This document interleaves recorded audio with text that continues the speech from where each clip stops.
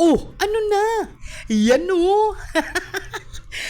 Halina't samahan niyo ako at lutuin natin ang ginataang langka. Isamahan mo pa ng prinitong bangus o anumang klaseng isda, di ba't ang sarap? Tara, lutuin natin.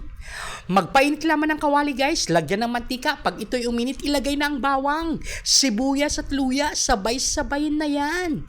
Pero pwede niyong sunod-sunurin. Pag naglabas ito ng aroma guys, ilagay na ang nahugasang langka. Pagkalagay ng langka guys, timplahan na natin. Ating simulan sa paglagay ng bagoong, paminta, pwedeng gamitan ng patis. Pagkalagay ng paminta guys, lagyan ng tubig. Pagkalagay ng tubig, edi, lagay na ng siling berde.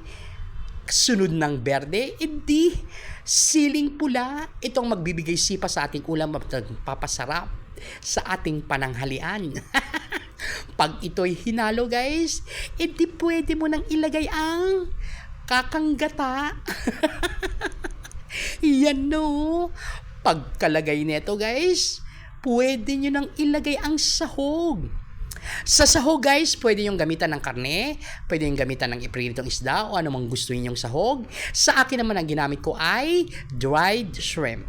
Kung tawagin sa amin ay aramang. Ating halu-haluin, pakuluin, palambutin, paininin ang sabaw. Sa amin ang gusto namin guys ay may konti-konting sabaw ang ginataang langka.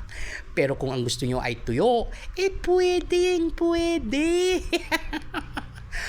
Pag ito'y okay na sa panlasa nyo at pagluto at pagtingin nyo, yan na o, ang ginataang langka sa pananghalian natin.